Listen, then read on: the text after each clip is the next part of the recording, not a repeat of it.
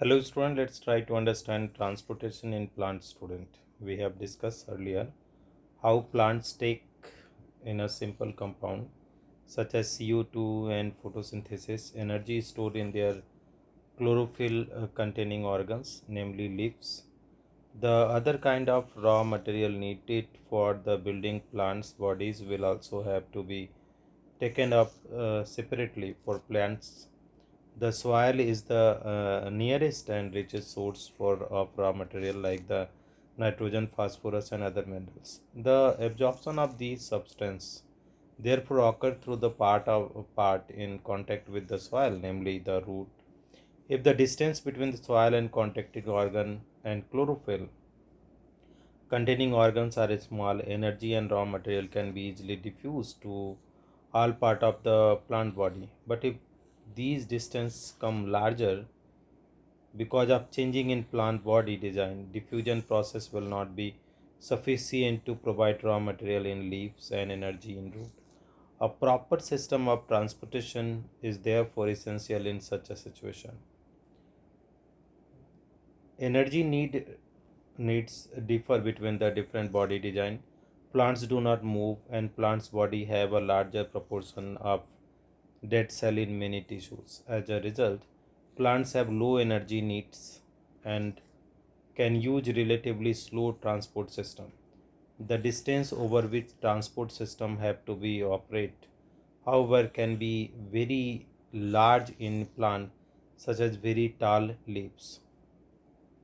Plant transport system will move energy stored from leaves and raw material from roots. These two pathways are constructed as independently organized conducting tubes.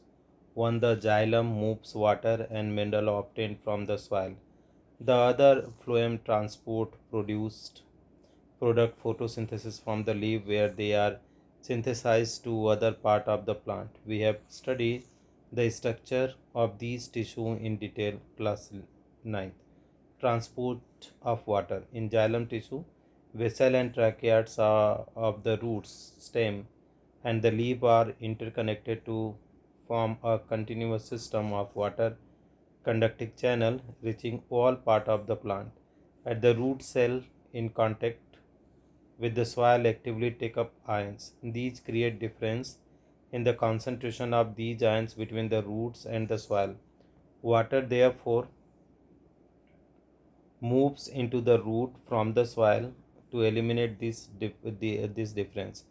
This means that there is steady movement of water into root xylem creating the column of water that is steadily pushed upward. However, this pressure by itself is unlikely to be enough to move water over the height that we commonly use in plant. Plant use another strategy to move water in the xylem upward to the highest point of the plant body. Provide there that the plant has an adequate supply of water. The water which is lost through the stomata is replaced by the water from the xylem vessel in the leaf. In fact, evaporation of water molecule from the cell of the leaf create a suction which pulls water from the xylem cell of the root. The loss of water in the form of vapor from the arteria part of the plant is known as transportation. Thus, transportation help in the absorption of upward movement of water.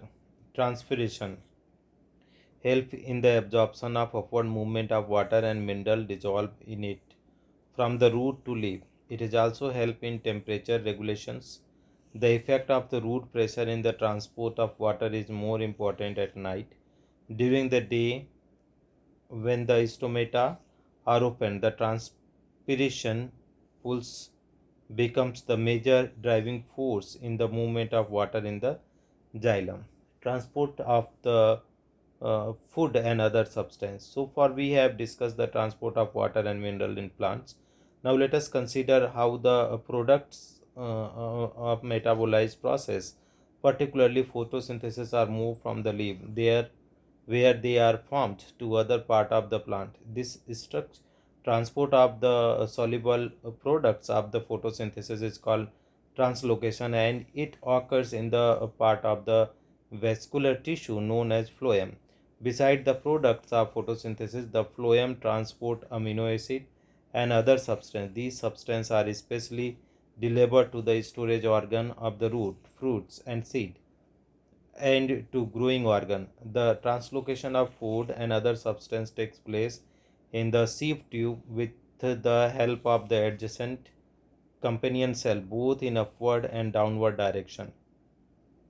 Unlike transport in xylem, which can be regularly explained by simple physical force, the translocation in phloem is achieved by utilizing energy. Material like the sucrose is transferred into phloem tissue using energy from ATP. This increases the osmotic pressure of the tissue, causing the water to move into it. This pressure is moved the material in the phloem to tissue which have the less pressure. This allows the phloem to move material according to the plant need. For example, in the spring, sugar stored in the root or the stem tissue would be transported to the buds which need energy to grow. So this is the transportation. Now we will take the problems here.